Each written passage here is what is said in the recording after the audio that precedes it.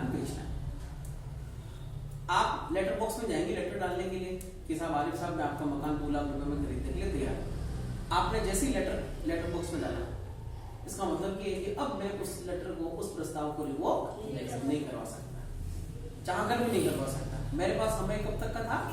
जब तक कि आपके द्वारा उसके लेटर को ट्रांसमिशन इनफोर्समेंट डेट नहीं डाल दिया गया है, तब तक का ही समय था, उसके बाद में दिया। अब आपने 2 लाख रुपए में यस तो कर दिया, लेटर अभी तक मेरे पास पहुंचा नहीं, और आप चाहते हो कि यार मैं यार 2 लाख रुपए में तो ठगी हो जाएगी, यार सभी का मामला बताना है, ये ठगी का मामला हो जाएगा।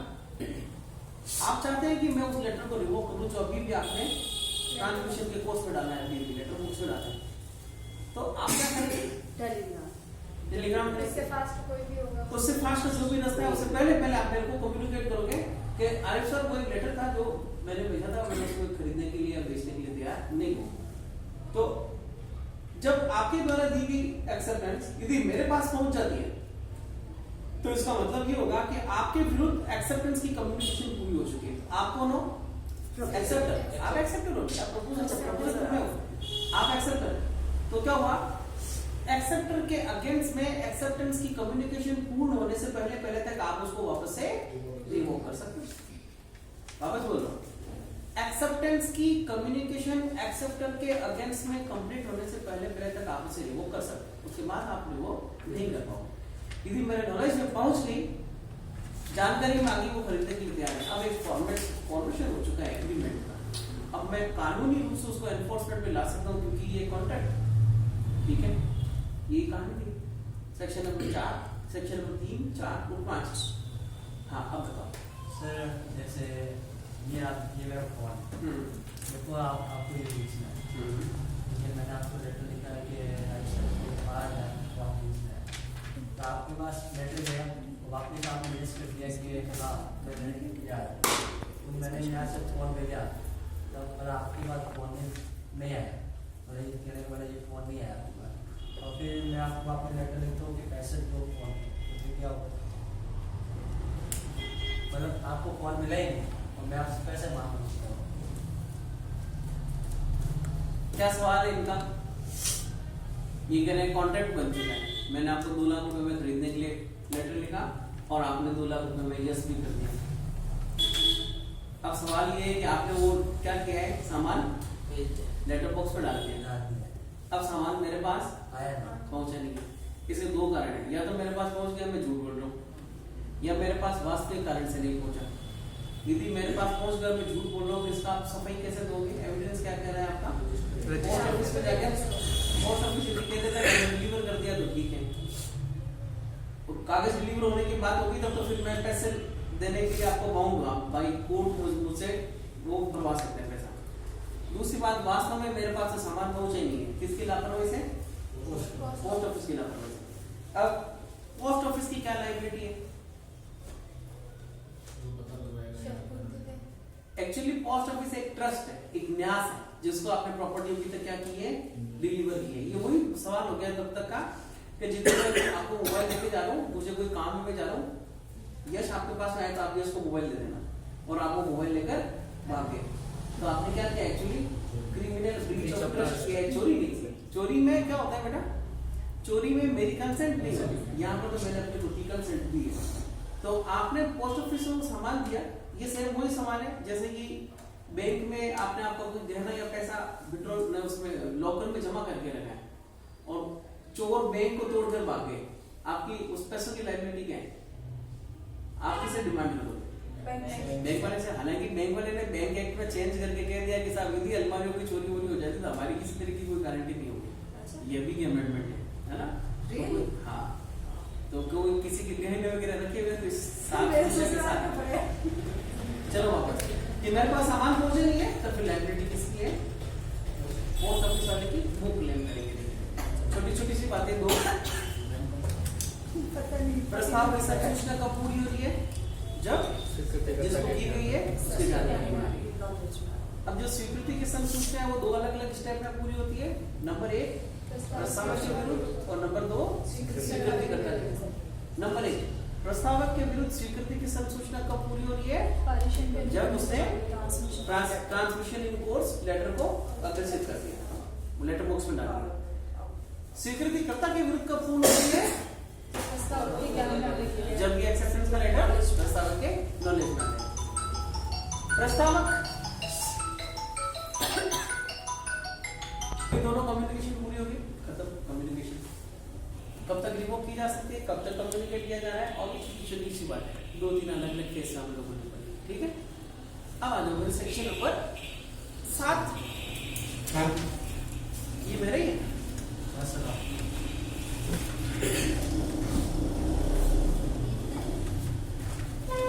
पूरी ट्रांसफर ऑफ प्रॉपर्टी बिना डायरेक्ट के पढ़ लिया मेरे पास अभी तक वो डायरेक्ट नहीं मिला है उनके पास नहीं है वो दीदी अभी तक आई नहीं ना, तो श्रीनगर भी श्रीनगर अजमेर के पास होता है। श्रीनगर होगा। इसको मुझे बोलना पड़ता, आपने बोल हमारे कुछ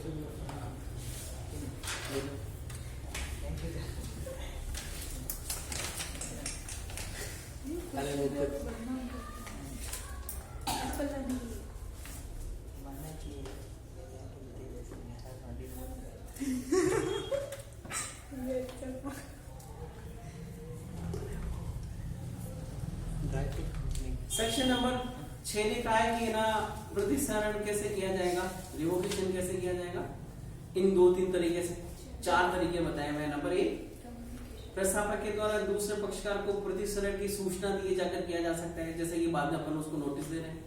दूसरा, ऐसी प्रस्तावना में उसके प्रतिग्रहण के लिए विहित समय बीत जाने के साथ 2 दिन के अंदर अंदर आप मेरे को इन्फॉर्मेशन दे देना, तो अदरवाइज छूट जाएगी।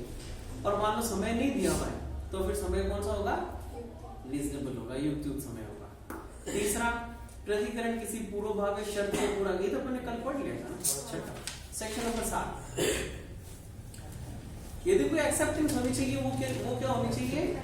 एब्सोल्यूट होनी चाहिए। मतलब कि यदि मैंने दीपक को कहा कि साहब 2 लाख रुपए में आपको खरीदना है मकान, आप 50,000 रुपए मुझे दो, तभी मैं तैयार होगा, अभी तक नहीं होगा। दीपक कह रहे नहीं सर, अभी तो मैं 40,000 ही दूंगा, तो ये एक्सेप्टेंस एब्सोल्यूट एक्सेप्टेंस नहीं है। सेक्शन नंबर 7 ही कह रहा है कि जो भी एक्सेप्टेंस होनी चाहिए वो आत्यंतिक होनी चाहिए, और जो कुछ भी शर्त वगैरह कहेगी उसके हिसाब से होनी चाहिए। सेक्शन 8 पे आ जाओ भाई, शर्तों के पालन और प्रतिफल की प्राप्ति के द्वारा प्रतिग्रहण। किसी प्रस्तावना को शर्तों का पालन या व्यतिकारी वचन के लिए जो प्रतिफल किसी प्रस्तावना के साथ पेश किया गया हो उसका प्रतिग्रहण कर प्रस्तावना का प्रतिग्रहण किया जा सकता है। क्या मतलब हुआ है? कोई प्रपोजल दिया मैंने आपको, कहा कि साहब एडवांस अभी 1 लाख रुपए दे देना, बच्चे में 4 लाख बाद में देना, आपने एडवांस 1 लाख रुपए भी दे दिए, इसका मतलब है आपने मेरे प्रपोजल को एक्सेप्ट कर लिया। तो शर्तों का पालन का मतलब हो गया है कि प्रतिफल की प्राप्ति के द्वारा प्रतिग्रहण किया जा सकता है। सेक्शन नंबर 9, वचन अभिव्यक्त और विवक्षित, इम्प्लाइड और एक्सप्रेस प्रॉमिस होना चाहिए। जैसा अब क्या क्या देखा था अपन ने, इम्प्लाइड में कौन कौन से थे? टिकट, बस का टिकट हो गया, वजन तोलने की वो मशीन होगी, और एक्सप्रेस कौन सा हो गया कि क्या आप मेरे को 40 रुपए किलो की सब्जी दोगे क्या, ये एकदम एक्सप्रेस हो गया, ठीक है। तो वचन जो है प्रस्तावना या उसका प्रतिग्रहण शब्दों में किया जाता है, वह वचन अभिव्यक्त कहलाता है, और वह प्रस्तावना शब्दों में अन्यथा किया जाता है, वह वचन विवक्षित वचन कहलाता है। खत्म, चैप्टर नंबर 1 के 9 सेक्शन खत्म हो गए। Chapter number 10, sorry chapter number 2 section number 10, कौन से करार संविदाएं हैं? एक क्वेश्चन कल अपन देख रहे थे कि साहब कॉन्ट्रैक्ट में एग्रीमेंट होगा ही होगा, हर एग्रीमेंट कॉन्ट्रैक्ट नहीं होगा, इस बात का ध्यान रखिए। करार संविदा की परिभाषा क्या थी? वह करार जो नीति का परिवर्तन है, मतलब करार मतलब कॉन्ट्रैक्ट के अंदर सभी संविदाएं करार है, परंतु सभी करार संविदाएं नहीं। सभी संविदाएं करार है मगर सभी करार संविदाएं नहीं है, क्योंकि कई सारे करार ऐसा ही है जिसको विधि का परिवर्तन नहीं करवाया जा सकता। सेक्शन नंबर 10 कह रहा है कि कौन से करार है जो कि संविदाएं हैं।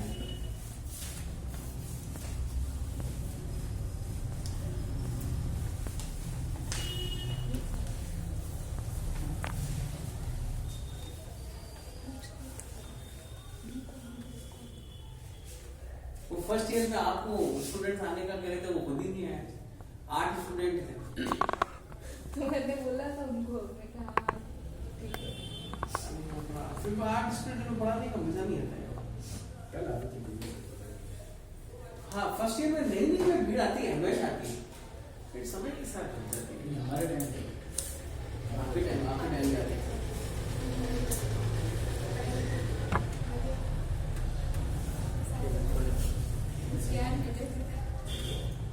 जैनब के टाइम में भी अच्छी भीड़ आती थी। फर्स्ट अभी भी ईयर आ जाए अगर आपको तो मैं भीड़ भीड़ में डाले नहीं लगता, पढ़ने के लिए आने।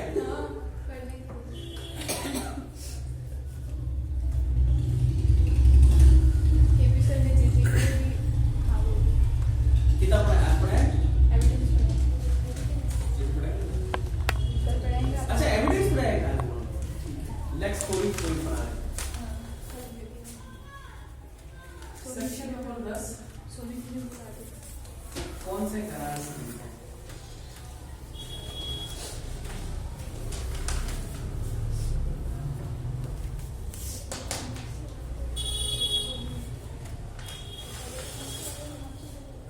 कौन से करार संहिता है भाई?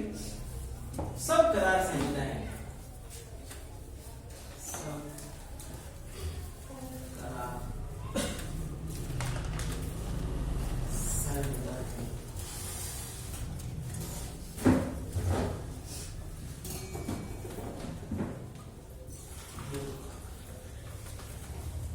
सक्षम पक्षकारों के बाद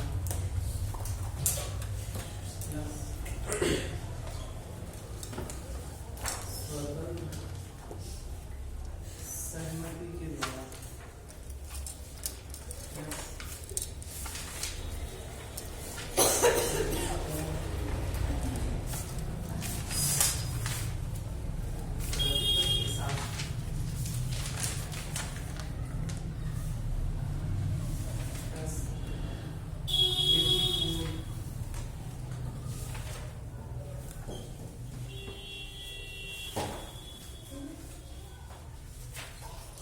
उद्देश्य के साथ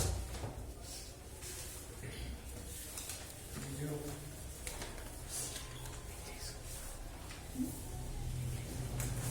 शून्य घोषित 1 2 3 4 5 चीजें मिलकर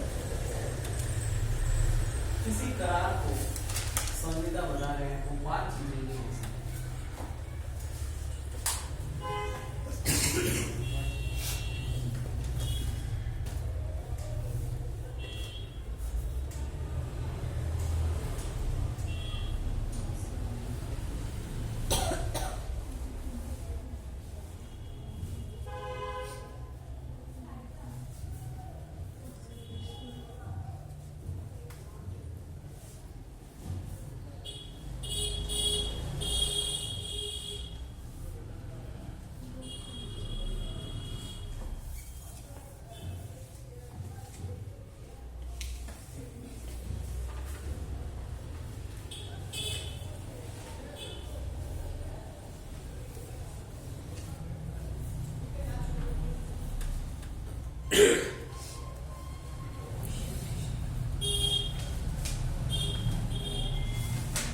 सक्षम पक्षकार का होना कौन कौन से सेक्शन के द्वारा बताया जा रहा है?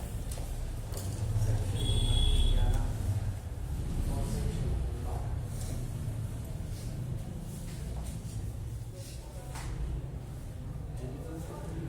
स्वतंत्र सहमति के लिए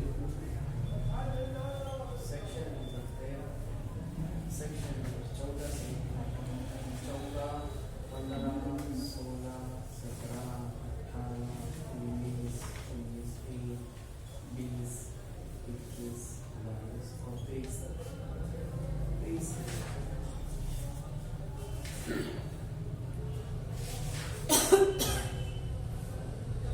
कौन से है? 23 सेक्शन आ जाएगा। विधि बोर्ड कौन से है? 23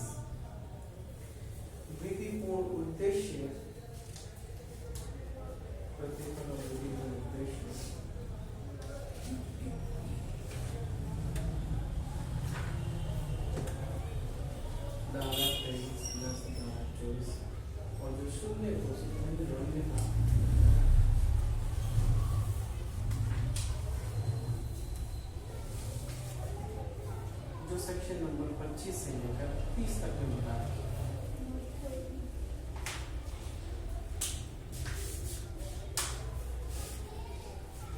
सक्षम पक्षकार, पक्षकार की सक्षमता धारा 11 और 12। सेक्शन नंबर 10 यही बता रहा है कौन से करार संविदा है सक्षम पक्षकारों के द्वारा स्वतंत्र संगठन के साथ विधिपूर्ण प्रतिफल के लिए विधिपूर्ण उद्देश्य के साथ किए गए करार जिसको कि शून्य घोषित नहीं किया लॉफुल ऑब्जेक्ट में दोनों 2324। हाँ, विधिपूर्ण प्रतिफल और विधिपूर्ण उद्देश्य 23 और 24 उसमें विधिपूर्ण प्रतिफल जो है उसमें सेक्शन नंबर 23 में लीगल कंसिडरेशन की है और लीगल ऑब्जेक्ट है।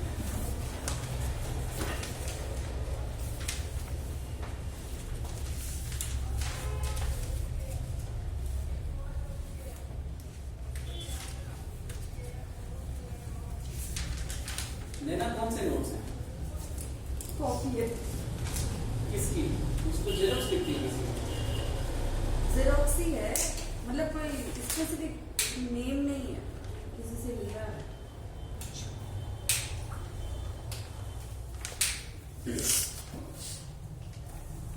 सक्षम पक्षकार कौन है साहब?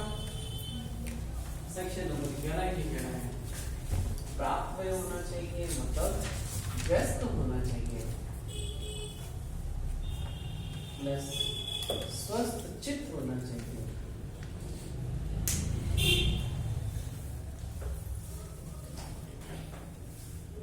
प्लस जिस किसी विधि से वह गवर्न होता है, मतलब जिस किसी विधि के वह अध्ययन है उसके अनुसार निर्मित नहीं होना चाहिए, उसके अनुसार असक्षम नहीं होना चाहिए।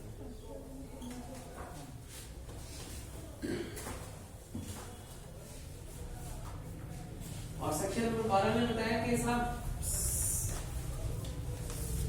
स्वस्थ चित्तता क्या है?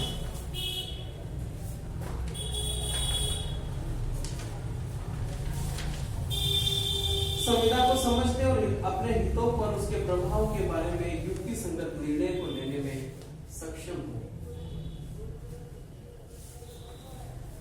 संविदा को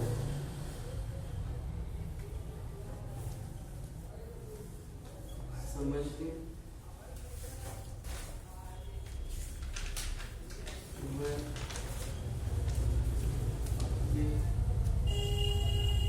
हितों पर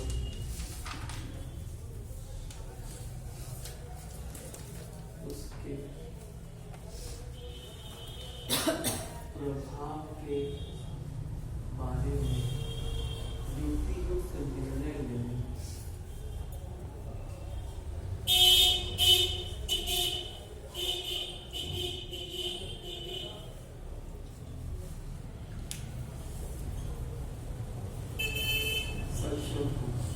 हम लोगों ने आईपीसी में पढ़ा था बेटा, सेक्शन नंबर 82, 83, 84 और 85 में अलग अलग उसके बारे में बता रखा था।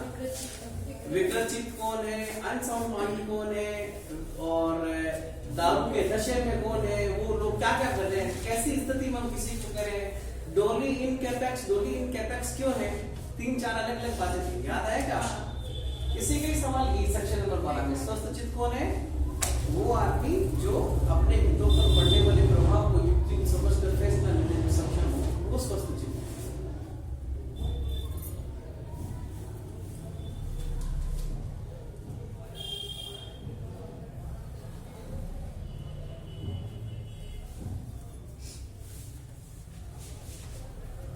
सेक्शन नंबर 13 कहना है सहमति। इसको अपन करें एड इडम, एड आईडी और एक ही आइडिया से, जिसको हम कहते हैं एक बात पर एक भाव से सहमत होना, एक बात पर एक ही भाव से सहमत होना, इसी को हम कह रहे हैं एड इडम। सेक्शन नंबर 13 सहमति यदि है तो वो एक ही बात पर एक ही भाव पर सहमति होनी चाहिए।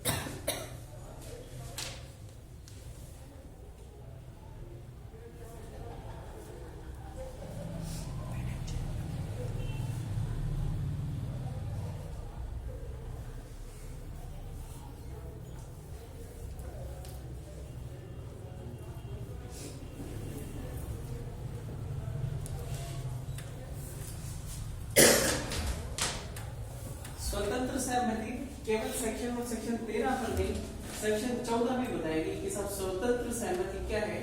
इससे पहले भी हमने इसे चर्चा में लाया था कि स्वतंत्र सहमति क्या है। ठीक है, हटाओ से एक बार में।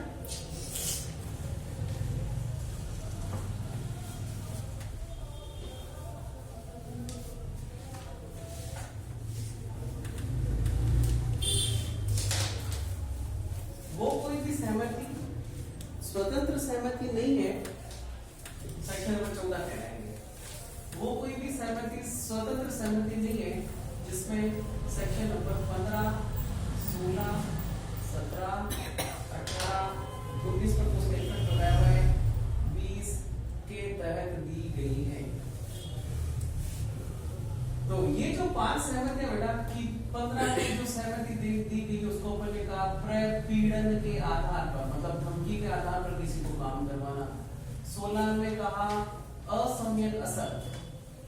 असम्यक असर का मतलब है कि जब एक आदमी किसी दूसरे आदमी की इच्छा को नियंत्रित करने की स्थिति में हो। जैसे डॉक्टर के पास मरीज गया, डॉक्टर ने कहा तेरी प्रॉपर्टी मेरे को सस्ते भाव में बेच दे, नहीं तो फिर तेरा इलाज नहीं करूंगा, तेरे बच्चे का इलाज नहीं करूंगा।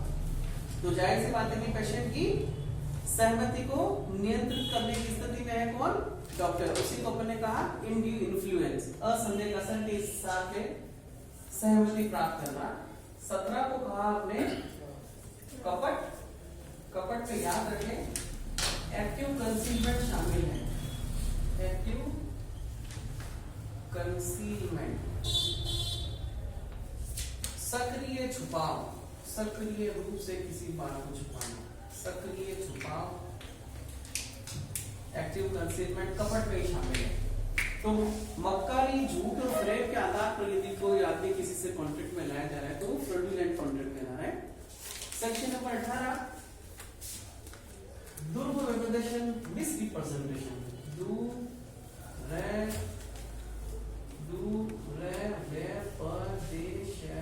दुर्व्यपदेशन, मिसरिप्रेजेंटेशन।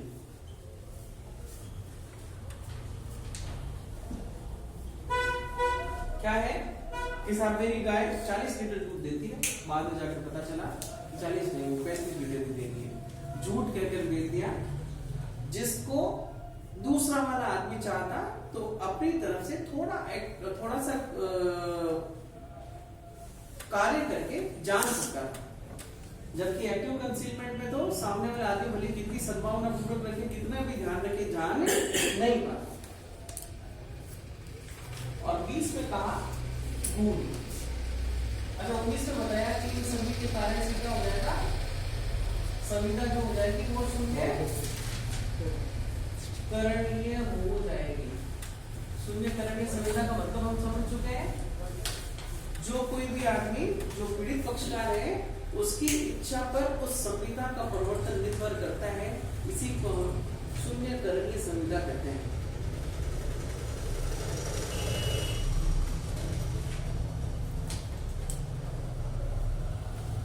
शून्य करणीय संविदा को डिफाइन करें तो क्या करें, पीड़ित पक्षकार की इच्छा पर संविदा का प्रवर्तन निर्भर करता है, उसको हम शून्य करणीय संविदा कहते हैं। वो चाहे तो उसको वॉइड डिक्लेयर करवा सकता है और वो चाहे तो उसको वॉइड डिक्लेयर नहीं करवाकर ऐसे ही प्रवर्तन करने देता है जैसे कि वास्तव में थी। सेक्शन नंबर 20 का बताया साहब भूल का प्रभाव।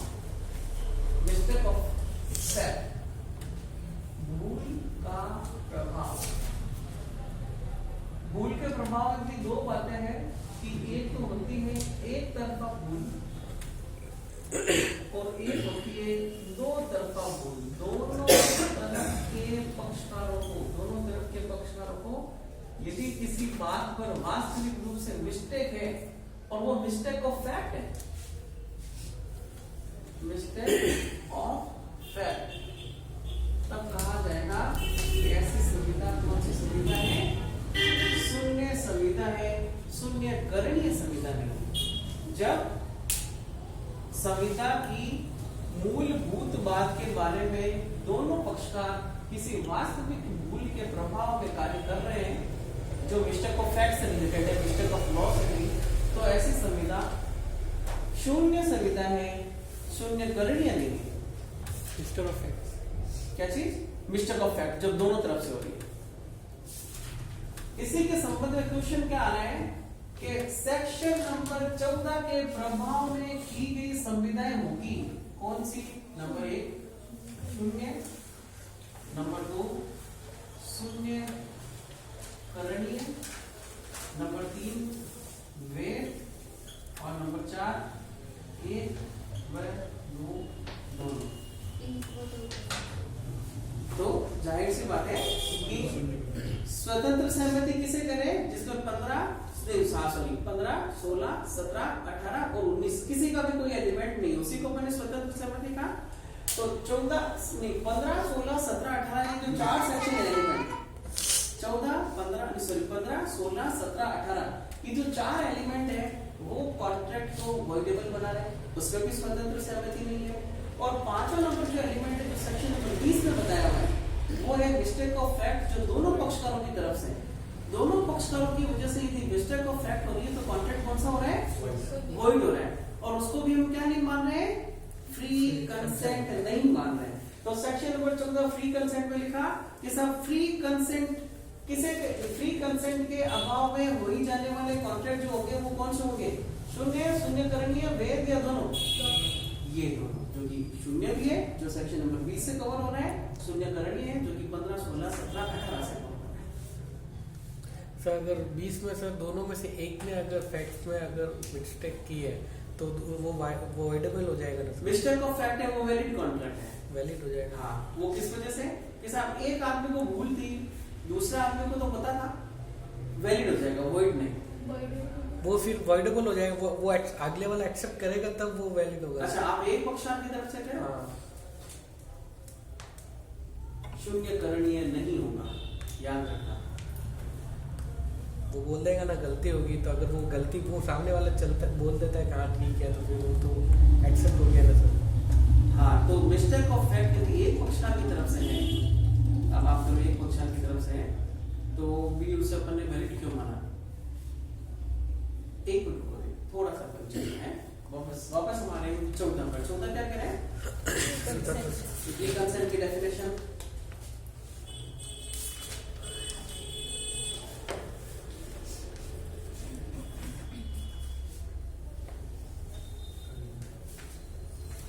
सेक्शन नंबर 12 संविदा करने के प्रयोजन के लिए स्वस्थ चित्त कौन है? ये बात को आप जब भी कभी कॉन्ट्रैक्ट को पढ़ने बैठे हैं तो इस बात को 20 बार रख लेना। उस संविदा को समझने में और अपने हितों पर उसके प्रभाव के बारे में युक्तियुक्त निर्णय लेने में समर्थ व्यक्ति, सक्षम व्यक्ति।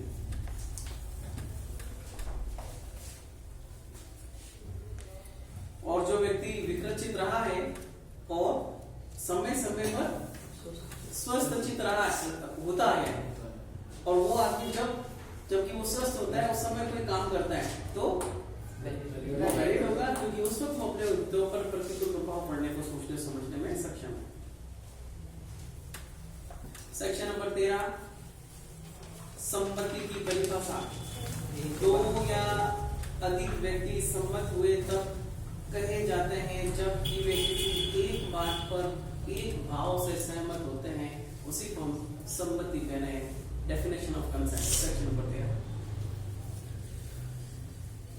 सेक्शन नंबर 14 स्वतंत्र सम्मति की परिभाषा।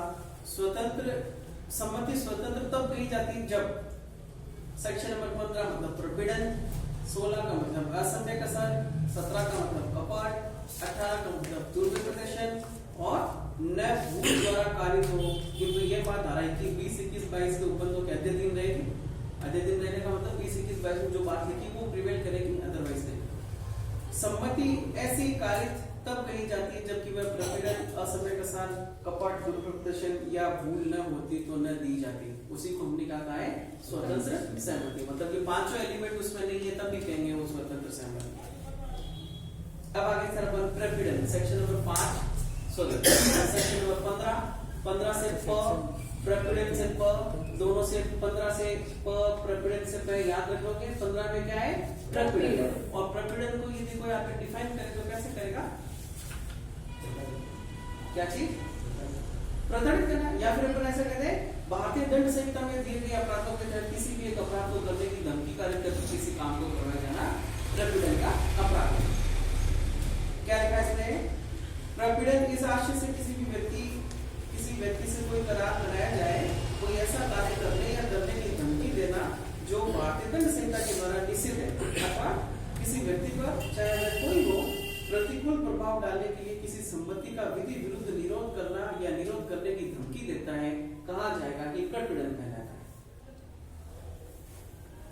क्या कह रहा है ये, दो बातें, एक तो वो जो आदमी जिससे मैं कॉन्ट्रैक्ट में आ रहा हूं उस आदमी को खुद को आईपीसी की धाराओं के तहत किसी भी धाराओं की धमकी देकर, मतलब मुक्का मारने की, लाठी मारने की, जान से मारने की, कुछ भी मारने की। फिर आगे लिखा किसी व्यक्ति पर, ये किसी व्यक्ति को तीसरा आदमी है, जैसे कि मैंने कुशवीर से बात की कि चुपचाप तेरा प्लॉट मेरे को भेज दे, नहीं तो फिर मैं देवेंद्र को उठा ले जाऊंगा, ध्यान रखना। तो ये किसी व्यक्ति कौन है, उस व्यक्ति का रिलेटिव है, उसको धमकी दी जा रही है किसी को उठाने की, अगवा किए जाने की, ठीक है। तो ऐसा काम करके किसी व्यक्ति को चाहे कोई बनाने के लिए किसी संपत्ति का विधि विरुद्ध विरोध करना या विरोध करने की धमकी देना। हाँ भाई आईपीसी में भी तो वही चीजें दे रही थी, पर इससे थोड़ा अलग से भी कर दिया कि साहब प्रॉपर्टी से रिलेटेड बात भी अपन उसको धमकी दे सकते हैं। या तो तुम मेरे कॉन्ट्रैक्ट में हाँ कर दो, नहीं तो तुम्हारा आईफोन पे आज नाली में फेंक देता हूँ, है ना। सर 14 में जो आपने बताया ना ये 5 सेक्शन, उसमें स्वतंत्र सहमति है या नहीं है? यदि मैंने आपसे ऐसा कहा कि दीपक चुपचाप मुझे आपका मोबाइल फोन भेज दो, अदरवाइज मैं तुम्हें ऊपर सीढ़ियों से नीचे धक्का दे दूंगा, आप अगर मेरे को धक्का मत दो, ये लो मोबाइल फोन। आपने किसके तहत मुझे कंसेंट दी है, धमकी के तहत। कौन सी धमकी, चोट पहुंचाने जाने की धमकी। तो बताओ मुझे ये जो एग्रीमेंट अपने बीच में हुआ मोबाइल को बेचे जाने का, तो कौन सा है, वॉइड है, वैलिड है या वॉइडेबल है? वॉइडेबल। यही तो कह रहा है कि यदि आपने इन कंटेंट में से किसी एक कंटेंट के साथ कोई काम कर रहे हो तो ये आपकी इच्छा पर निर्भर करता है कि आप उसको वॉइड डिक्लेयर करवाते हो या उसको बना रहे हो। ये कहना है कि यदि किसी में प्रपीड़न और ये सब चीजें हैं तो वो फ्री कंसेंट नहीं है, और वो या तो वॉइडेबल है या फिर वॉइड है, वो वैलिड नहीं। 4 कंटेंट है तो वॉइडेबल, 5वां कंटेंट है तो वॉइड। 16 असमय कसर, इंग्लिश में हम इसको कह रहे हैं undue influence, INFLUENCE, undue influence. आसान सी बात है कि अनड्यू इन्फ्लुएंस या असमय कसर की स्थिति हम उस वक्त कहते हैं जब एक पक्षकार दूसरे पक्षकार की सहमति को या इच्छा को नियंत्रित करने की स्थिति में होता है। साफ सा लिखा हुआ इसमें, संविदा असमय कसर के द्वारा उत्प्रेरित की जाती है जहां पक्षकारों के बीच में विद्यमान संबंध ऐसे है उनमें से एक पक्षकार दूसरे पक्षकार की इच्छा को अतिशासित करने की स्थिति में रहता है, उसी को हम कहते हैं अनड्यू इन्फ्लुएंस। और कैसे पुलिस थाने में गई रिपोर्ट लिखवाने के लिए, कैसा आप दूसरे साहब ने मेरे घर में दूसरी चोरी कर ली या फिर मारपीट कर ली, पुलिस ने कहा एक ही बात को तेरी एफआईआर लिखूंगा, जबकि तेरा वो जो 10 लाख का प्लॉट है वो मेरे को 2 लाख रुपए में देने की तू मंजूरी करे और मैं कॉन्ट्रैक्ट लिख दे। तो काम तो क्या करवाना है मेरे को, एफआईआर दर्ज करवानी, और पुलिस मेरी इस इच्छा को नियंत्रित करने की स्थिति में आज इसका प्लॉट 2 लाख रुपए में खरीद लो। तो वो जो कॉन्ट्रैक्ट बना है वो कौन सा कॉन्ट्रैक्ट होगा, वॉइडेबल होगा। और वॉइडेबल कॉन्ट्रैक्ट की डेफिनेशन क्या है, पीड़ित पक्षकार की इच्छा पर जिसे शून्य घोषित करवाया जा सकता है वो कॉन्ट्रैक्ट वॉइडेबल कॉन्ट्रैक्ट कहलाता है। हो गया सेक्शन नंबर 16।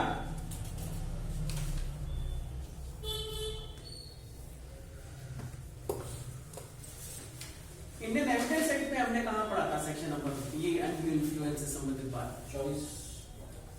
24 में तो था एक्सीडेंट नहीं, 24 में क्या था? टिप नहीं देना, कन्फेशन, थ्रेट, इंड्यूसमेंट और प्रॉमिस नहीं देने। वो इंड्यूसमेंट है, अनड्यू इन्फ्लुएंस नहीं है। जो पहला सर के कोई अगर तो रूढ़िवादी व्यक्ति या प्राधिकार व्यक्ति उसे कंट्रोल करता है, उसमें ऐसा लिखा होगा वो तो 23 या 24 की बात कर रहा है। नहीं, ये भी सही कह रहे हैं कि कोई प्राधिकार मान व्यक्ति आकर ऐसा कहे कि सर इसको बता, हाँ तो उसके सामने कन्फेशन होगी नहीं। ये और यदि मैं बात करूं ये 24 का है और 28 बन जाता है। 24 का नहीं, एक क्वेश्चन ऐसे एविडेंस है क्या कि यदि किसी आदमी के हाथ में पोजीशन है तो उससे कितने पॉइंट मान लिए जाएंगे कि उसका मालिक वही है? 112 सर, 109। 112 सर वो प्रॉपर्टी वाला है कि उसने 9 मान लीजिए। 10% और 112 क्या है? 112 है सर, प्रॉपर्टी का मालिक कौन है? वो ऑनरशिप वाला कब्जा है उसका, वही है। या 110 या 111 इंडियन एविडेंस एक्ट का सेक्शन 112 क्या है? अरे वो तो वो है। हाँ चाइल्ड है। नहीं तो फिर वो नहीं है। 118 या 119 118 तो वो है। अरे सर 107 109 107 है जिसमें कितने साल की प्रिजम्पशन बता रखी है? 30 साल की। 30 साल। आगे बता रखी है। 109 110 सर, 110 110 लास्ट है। 110 लास्ट है, 110 ही है। 110 है सर। 110 ही है। हाँ। उसमें क्या बता रखा था पोजीशन के बारे में कि जिस किसी के हाथ में पोजीशन है तो स्वामित्व के 9 गुण उसमें मान लिए जाएंगे। और सेक्शन नंबर 111 में पढ़ा था कि यदि कोई आदमी एक्टिव कॉन्फिडेंस एक्टिव कंसीलमेंट की कॉन्फिडेंस की स्थिति में तो उस आदमी को साबित करना पड़ेगा जो आदमी ऐसा कहता है कि उसने ऊपर उसकी नियंत्रण की स्थिति में था। सेम इसने यही बात लिखी है लास्ट में सी सेक्शन नंबर 16 में कि इस उपधारा की कोई भी बात भारतीय साक्ष्य अधिनियम की धारा 111 के उपबंधों पर प्रभाव नहीं डालेगी। ठीक है, यार नीचे देखिए।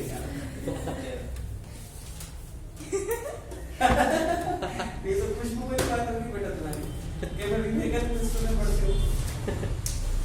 कैसे बहता उसने ये हंस रही है, ये खुशबू की नकल निकाल दी। नहीं मैं नकल नहीं निकाली, मुझे हंसी आई हाँ, एक्चुअली। उसको मैंने पूछा है ना कौन से स्कूल में पढ़ती हूँ फिर मैंने बताया कि सर आप इसको कुछ भी पूछोगे ना कि जब हॉस्पिटल में क्यों पढ़ती हो सब लगती है ऐसे बताएगी। वो ऐसे ही करती है, सबसे पूछ लो। नहीं पता इसको नहीं पता। नहीं पता। सेक्शन नंबर 17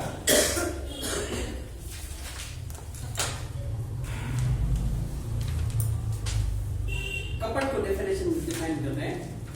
हाँ, इसको नैना को तो पता ही नहीं कौन खुशबू, वो उसका ऑपरेशन वही खुशबू जिसके हाथ में ऑपरेशन ट्यूमर वाली उसका क्या नाम है? Rip mode. आपने दुकान का नाम रिप्योर तो वो है। हाँ? रिप्योर तो सात रंग है। बेनिया पीना। क्या है साहब कपट क्या है? देखो जब ना कभी कोई लड़का किसी लड़की के साथ उससे शादी करने की बात कहते और उसके साथ रहना शुरू कर देता है और अंत में जाकर शादी नहीं करता है तो महिला जाती है सीधे से और उस पर 376 का एलिगेशन लगाते हैं कि साहब रेप किया इसने कमिट किया। तो जो साहब कहते हैं कि यार यदि आप सेक्शन 376 का एलिगेशन लगा रहे हैं तो फिर आप अपनी कंसेंट के साथ क्यों रहेंगे? तो कहा गया है कि समय के साथ इस एलिगेशन को हटाया गया है क्योंकि बच्चों को लड़कों को बदनाम किए जाने की ऐसी बात नहीं। पर फिर महिला क्या करे? महिला को तो विश्वास में लेकर ही काम किया था और अब वो जानबूझकर अब चेंज हो गया 69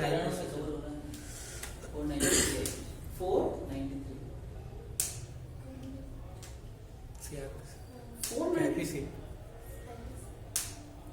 अब तो सर आईपीसी नई वाली में सिस्टम। हाँ 493 वो तो हो गया विवाह के संबंधित से विवाह के संबंध अपराध। ठीक है, कर नहीं रहा है विवाद के, ये उसने कंसेंट किया, उसने ऐसा ही कहकर उसने ऐसा किया है। ठीक है, और या फिर इसके अलावा यदि अपन चाहे तो और कहाँ जा सकते हैं? चीटिंग 420। चीटिंग में केवल संपत्ति के विरुद्ध अपराध होना जरूरी नहीं है, वो शरीर के विरुद्ध भी हो सकता है। तो 420 एक खतरनाक अपराध भी याद रखना। और ये क्या है? धोखा देना। ये भी क्या है? किसी आदमी को ऐसा विश्वास दिला के उससे काम करवा लेना पर अंत में जाकर मना कर देना। कब? उसका ये इंटेंशन कब था? प्राइमा फेशियल था, शुरुआत से ही था कि सबसे पहले जब इसने इससे साथ में रहना शुरू किया था उस वक्त इसका इंटेंशन ये था कि ना इसके साथ में रहना है, उसके साथ जिंदगी नहीं व्यतीत करनी। सेक्शन नंबर 17 यही कह रहा है कपट से अभिप्रेत है और उसके अंतर्गत आता है कि निम्नलिखित कार्यों में से कोई भी एक ऐसा कार्य जो संविदा के एक पक्षकार के द्वारा या उसकी मोनानुकूलता से या उसके अभिकर्ता के द्वारा संविदा के किसी अन्य पक्षकार की उसके अभिकर्ता की प्रवंचना करने के आशय से, मतलब वो काम कर ही कहां से रहा है, उससे प्रवंचना करने के आशय से ही काम कर रहा है, चाहे वो उसके एजेंट के द्वारा काम करे या खुद के द्वारा काम करे। प्रवंचना करने के आशय से या उसे संविदा करने के लिए उत्प्रेरित करने के आशय से किया गया। यदि कोई आदमी आपको कहे कि साहब ये मोनालिसा की तस्वीर ले जा 2 लाख रुपए में दे दूंगा, जबकि मार्केट में इसकी रेट क्या है 40 लाख रुपए 2 करोड़ रुपए हो, तो मैंने आपको क्या किया है डिसीट करना पहले से ही शुरू कर लिया, मेरे माइंड में उसी वक्त से था कि मैं आपके साथ में धोखा करूं, ठीक है ना। तो जो काम शुरू से ही कह के किया जा रहा है इसी इंटेंशन के साथ तभी वो डिसीव होगा। ऐसा भी हो सकता है बेटा, याद रखना कि मैं आपकी कार लेकर गया और अभी मेरा इंटेंशन ये था कि मैं आपको कार आपको वापस लौटा दूंगा, आपने मुझे कहा कि काम करो आप मेरी कार तो लेके जाओ पर एक मुझे 2 लाख रुपए उधार दे, तो जब तुम कार दोगे तब मैं आपको 2 लाख रुपए वापस दे दूंगा।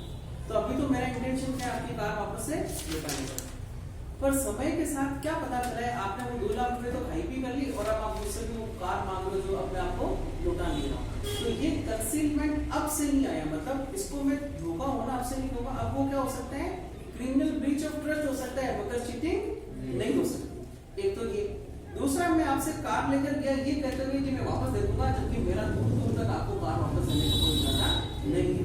तो छल डिसीविंग फ्रॉड जो होगा ना वो शुरुआत के इनिशियल लेवल से ही होना चाहिए, तभी वो फ्रॉड कहलाएगा। हाँ, किस बात का आशय था ये, जो बात सत्य नहीं है उसका तथ्य के रूप में उस व्यक्ति के द्वारा सुझाया जाना जो ये विश्वास नहीं करता कि वह सत्य है। इनको थोड़ा सा तुम देख लो कि 2-3 बातें ऐसी लिखी हुई, बड़ी जबरदस्त बातें लिखी है।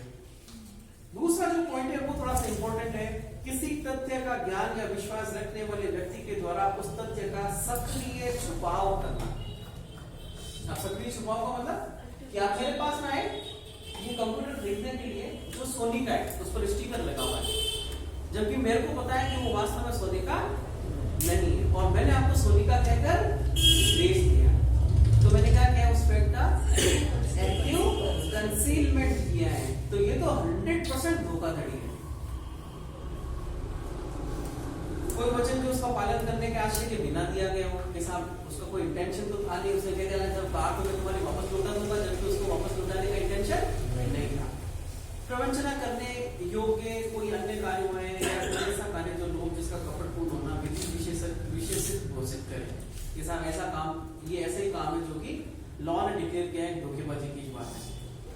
स्पष्टीकरण क्या कहना है, संविदा करने के लिए किसी व्यक्ति की रजामंदी और जिन तथ्यों का प्रभाव पड़ना संभाव्य हो उनके बारे में केवल मौन रहना कपट नहीं है, जब तक कि मामले की परिस्थिति ऐसी नहीं होगी जिन्हें ध्यान में रखते हुए मौन रखने वाले व्यक्ति का यह कर्तव्य हो जाता है कि वह बोले, या जब तक उसका मौन स्वतः ही बोलने के तुल्य नहीं हो। क्या बात हुई, खुशीर आए हैं कंप्यूटर खरीदने के लिए और कंप्यूटर सोनी का नहीं है, ये मुझे भी पता है, जीतू को भी पता है, जीतू भी यही बैठा है। खुशीर ने मेरे को तो पूछ लिया और मैं अंदर गया पानी पीने के लिए, खुशीर ने तब तक इसको भी पूछ लिया कि भाई तू बता तुम्हारा आएगा कि नहीं साथ चुपचाप भी। तो क्या चुप रहना भी एक्टिव कंसीलमेंट का पार्ट बन सकता है? हाँ, ये तब बन सकता है जब सामने वाले आदमी का ये कर्तव्य था कि वो सही बताने के लिए लाइबल है।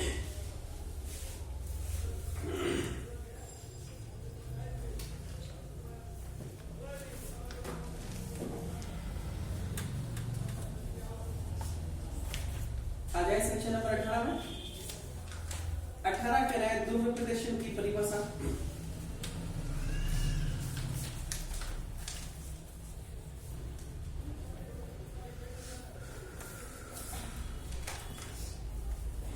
दुर्व्यपदेशन किसको बोल रहे साहब? उस बात का जो सत्य नहीं है ऐसे प्रकार से किया गया निश्चय प्रत्याख्यान जो उस व्यक्ति की जो उसे करता है जानकारी से समर्थित न हो, यद्यपि वो उस बात के सत्य होने का विश्वास करता हो। कहने का मतलब कि कोई प्लॉट था 50 बाई 50 का, वो मैंने 50 बाई 50 के कह के खरीदा है, हकीकत में वो प्लॉट 50 50 का नहीं था, 48/49 का ही था। अभी तक तो मैंने उसको नापा नहीं है, मैं उसको 50 के मान के चल रहा हूँ। 1 फुट इधर और 2 फुट का इधर वेरिएशन। मैंने आपको वो प्लॉट भेज दिया, क्या कहते हुए ये मेरा प्लॉट 50/50 का ही। इसमें मेरा एक्टिव पार्टिसिपेटिंग नहीं है, आपको एक्टिव कंसीलमेंट करके आपको धोखा देने का, जबकि वास्तव में वो क्या रहा है, वो तथ्य जिनको मैं होना सही सत्य मान रहा हूँ वो तथ्य वास्तव में सत्य नहीं है। और आपने वो प्लॉट खरीद लिया 50/50 का कर, लास्ट में जाकर आपने उसका क्या रखवाया, नाप रखवाया, पता चल रहा है कि 48/50। तो आप चाहते हो तो उस कॉन्ट्रैक्ट को वोइडेबल डिक्लेयर करवा सकते हो। दुर्व्यपदेशन में कपट में केवल इतना सा अंतर है कि दुर्व्यपदेशन में यदि मैं किसी काम को जो वास्तव में तो नहीं है मगर उसके सत्य होने का मैं विश्वास कर रहा हूँ, जबकि कपट में मुझे भी पता है कि वो चीज वास्तव में नहीं है और फिर भी मैं उसको होने का विश्वास करके आप लोगों को विश्वास करवा के वो काम कर रहा हूँ। समझ रहे? अच्छा, दुर्व्यपदेशन में वो क्या क्या बातें हो सकती है, जैसे कि प्लॉट हो गया, मोटरसाइकिल हो गई, मोटरसाइकिल मुझे बेचनी है, एवरेज दे रही 50 का कहते बेच दिए, जबकि मेरे को भी आइडिया नहीं था कितना भी दे रही होगी, आपने जगह नपवाए वो तो 42 की दे रही। ये क्या हो गया, दुर्व्यपदेशन हो गया। प्लॉट की जानकारी हो गया, दूध गाय के द्वारा दूध देने वाला हो गया, जो जिसको सर्टेन नहीं किया जा सकता, अनसर्टेन है और किसी आदमी को उसकी जानकारी नहीं है, तब उस तरह की बात का दुर्व्यपदेशन क्या है। सेक्शन नंबर 19, स्वतंत्र सम्मति के बिना किए गए करारों की शून्य करणीयता। जबकि किसी करार के किसी संपत्ति प्रपीड़न, कपट, दुर्व्यपदेशन से कारित हो, क्या क्या है, प्रपीड़न, कपट और दुर्व्यपदेशन से। प्रपीड़न असभ्य कसर का नहीं डाला इसने, असभ्य कसर का 19A में अलग से लिखा है। दुर्व्यपदेशन से कारित हो तब वह करार ऐसी संविदा जो उस पक्षकार के विकल्प पर शून्य करनी है उसकी सम्मति ऐसे कारित हुई थी। किसकी इच्छा पर शून्य करनी है, उसकी इच्छा पर जिसने इस प्रकार से ऐसी सम्मति कंसेंट दी थी।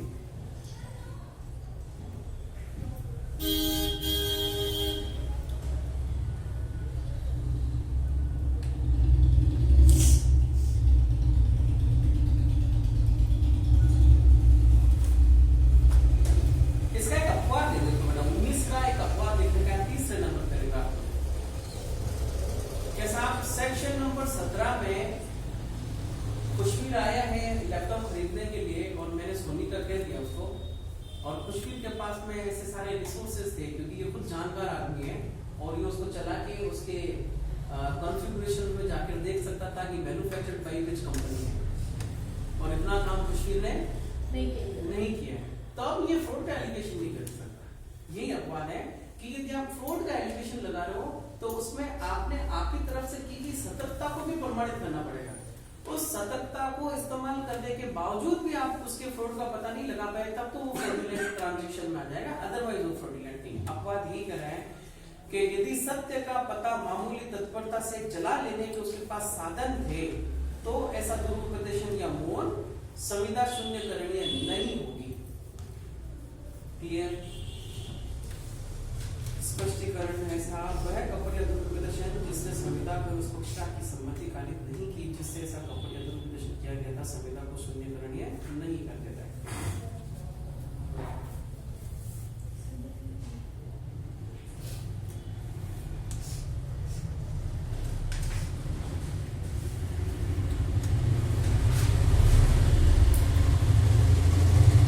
क्या है इलस्ट्रेशन? नहीं, हाँ इलस्ट्रेशन का नहीं, इलस्ट्रेशन का मतलब समझ रहे हैं। कपट किया लेकिन उसके कारण उसने सम्मति नहीं दी, उस काम के कारण, किसी दूसरे काम के कारण सम्मति दी है तो फिर वो फ्रॉडुलेंट ट्रांजैक्शन होगी। कपट और दुर्व्यपदेशन जिससे संविदा उस पक्षकार की सम्मति कारित नहीं की है जिससे ऐसा कपट या दुर्व्यपदेशन किया गया है, जो कंसेंट आई है वो उस बात की वजह से भी है जिस बात से किया है। जैसे एग्जांपल क्या दोगे? हाँ, एग्जांपल ये कि मैं आपको बेचना तो चाह रहा हूँ सोनी का लैपटॉप, और पर मैं आपको ये बताना चाह रहा हूँ कि मैं एक एम्स हॉस्पिटल में बहुत बड़ा डॉक्टर या फिर एक इंजीनियरिंग कंपनी में एक बहुत बड़ा कंपनी कंप्यूटर का सॉफ्टवेयर इंजीनियर हूँ, मेरे पास इस तरह के सवाल आते ही रहते हैं, जबकि मैं एक बहुत लोकल तरीके का आदमी हूँ। तो झूठ तो मैं किस बारे में कह रहा हूँ?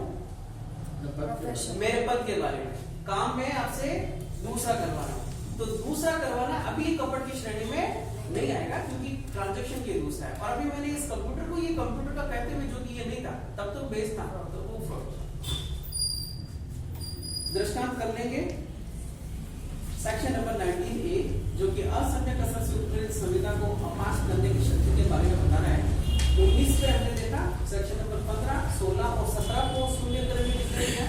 सेक्शन नंबर 19A में 16 को शून्य वोइडेबल डिक्लेयर करना है। जबकि किसी करार के लिए संपत्ति असम्यक असर से कारित हो तब वह करार ऐसी संविदा है जो उस पक्षकार के विकल्प पर शून्य करनी है जिसकी सहमति से इस प्रकार पारित हुई है। ऐसी कोई भी संविदा या तो आत्यांतिक अपास की जा सकेगी या यदि उस पक्षकार ने जो उसे शून्य करने का अधिकार है तददिन कोई फायदा प्राप्त किया हो तो ऐसे निबंधन और शर्तों पर जो न्यायालय को न्याय संगत प्रतीत हो। क्या मतलब हुआ? शून्य तो डिक्लेयर करवाओ प्लस जिस किसी भी आदमी ने उससे कोई फायदा भी प्राप्त किया है वो फायदा भी उसे वापस से डिलीवर करवाने की बात कहेंगे। इस वजह से इसको थोड़ा अलग सेक्शन में जोड़ा गया है। अनड्यू इन्फ्लुएंस के कारण हुई कॉन्ट्रैक्ट कौन सा कॉन्ट्रैक्ट है? वोइडेबल। ऐसा कौन सा सेक्शन बता रहे हैं? 19A। जबकि प्रेफिडेंट कोएलिशन फ्रॉड और मिसरिप्रेजेंटेशन के द्वारा कोई कॉन्ट्रैक्ट वोइडेबल कॉन्ट्रैक्ट है तो ऐसा कौन सा सेक्शन बता रहे हैं? Section number 19। अब हम आ रहे हैं सेक्शन नंबर 20 पे जो कह रहे हैं भूल। जबकि दोनों पक्षकार तथ्य की बात संबंधी भूल में हो तब करार क्या है? शून्य है। सेक्शन नंबर 20 सेक्शन नंबर 14 में शामिल है। सेक्शन नंबर 14 स्वतंत्र सहमति कहता है। तो सवाल कि स्वतंत्र सहमति के बिना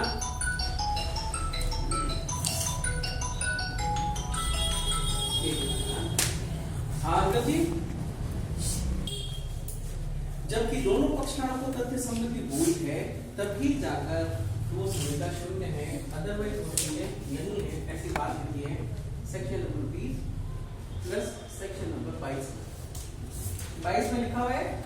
देखो जरा एक बार, एक पक्षकार के द्वारा भूल, एक पक्षकार द्वारा भूल शून्य करणीय नहीं बना देगा। शून्य करणीय नहीं बनाएगा।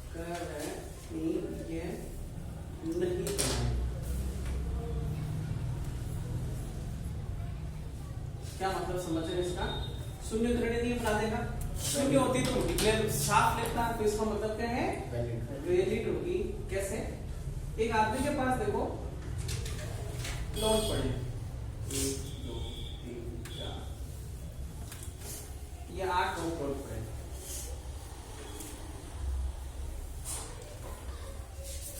प्लॉट की रजिस्ट्री करवानी है 1 नंबर की, ऐसा प्रस्ताव करता है ये A इस B को, और बी भी ऐसा ही समझता है कि साहब इसी प्लॉट नंबर 1 की रजिस्ट्री हो रही है, जबकि वास्तव में रजिस्ट्री हो रही थी प्लॉट नंबर 2 की। ये क्या है? मिस्टेक ऑफ फैक्ट, जो कौन कौन से पक्षकारों को पता है? दोनों पक्षकारों को। अतः ये कॉन्ट्रैक्ट हो गया शून्य। अब यदि एक पक्षकार को पता है कि साहब प्लॉट नंबर 1 की रजिस्ट्री होनी है, दूसरे वाले को पता है प्लॉट नंबर 1 की रजिस्ट्री नहीं, ये प्लॉट एक पक्षकार को पता है 1 नंबर की हो रही है, दूसरे वाले को पता है कि 2 नंबर की हो रही है, एक को नहीं पता है।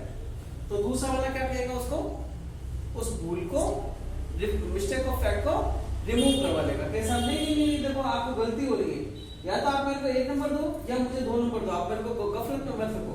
और यदि आप 2 नंबर की देते हो तो 2 नंबर की रेट कम है, 1 नंबर की देते हो तो 1 नंबर की रेट ज्यादा है, तो आप या तो मुझे 1 नंबर की दो या 2 नंबर की दो। तो यदि पक्षकारों में से किसी एक पक्षकार को भूल का पता होता है तो वो दूसरे पक्षकार से भूल को रिमूवल करवा लेता है, और यदि दोनों पक्षकारों को भूल का नहीं पता वही कॉन्ट्रैक्ट शून्य कॉन्ट्रैक्ट होता है। सेक्शन नंबर 20 जबकि दोनों पक्षकार तथ्य की बात की समझ। अच्छा, भूल भी देखो कितनी तरह की होती है, एक विधि की और एक तथ्य। अब ये देखो, और विधि भी फिर 2 तरह की है। विधि कौन कौन सी? भारतीय विधि और बाहर की विधि। भूल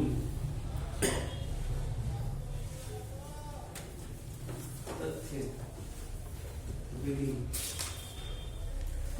तथ्य भूल है section number 20 plus section number 22 विधि संपत्ति भूल है सेक्शन नंबर 21 तथ्य की भूल दोनों पक्षकार दोनों द्वारा तो हो गया सेक्शन नंबर 20 संविधान एग्रीमेंट में क्लास कौन सा हो गया शून्य सेक्शन नंबर 22 क्या कह रहे हैं एक पक्षकार तो इसका मतलब है शून्य करणीय नहीं है शून्य करणीय नहीं मतलब वैलिड इसका देखो यदि आंसर ऑप्शन रहेगा कि वेद है या शून्य करणीय नहीं तो हमें जवाब क्या देना है शून्य करणीय नहीं तो शून्य करणीय नहीं होने का एक रिपोर्ट फॉर्म ये जरूर हो सकता है कि वो वेद है मगर हर शून्य करणीय नहीं होना कभी वेद हमेशा वेद नहीं होगा है ना तो शून्य करणीय नहीं इसका मतलब वो वैलिड है मगर किसी लिमिट तक वैलिड है दूसरा है तो विधि कौन सी विधि एक तो भारतीय विधि और एक विदेशी विधि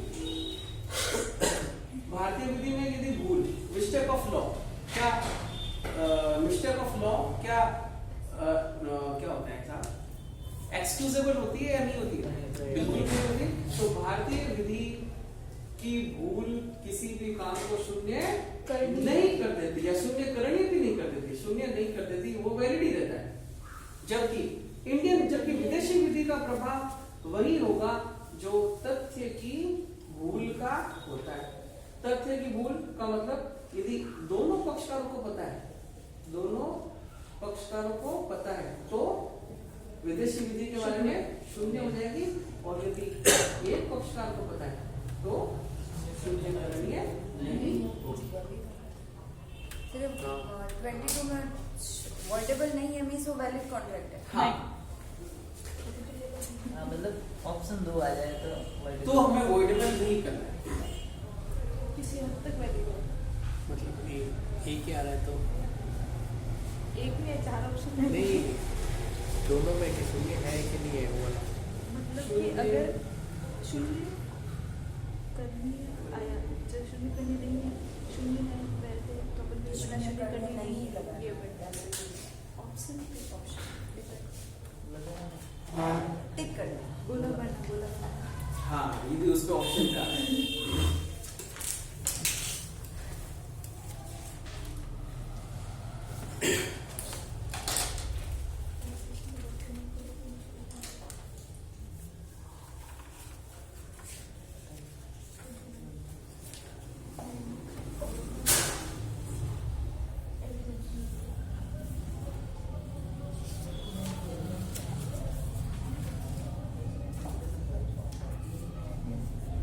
तो मिस्टेक ऑफ फैक्ट और मिस्टेक ऑफ लॉ के बारे में यदि कॉन्ट्रैक्ट होता है मिस्टेक ऑफ फैक्ट यदि दोनों पक्षकारों की तरफ से तो शून्य section number 20 mistake of fact यदि एक पक्षकार की तरफ से है तो not voidable section number 22 mistake of law यदि इंडियन लॉ है तो नॉट वॉइडेबल किसी भी स्थिति में वॉइडेबल नहीं है और यदि वो मिस्टेक ऑफ लॉ कौन सी है फॉरेन लॉ है तो इफेक्ट सेम जैसा मिस्टेक ऑफ फैक्ट का था एक पक्षकार को पता है तो नॉट वॉइडेबल और दोनों पक्षकारों को पता है तो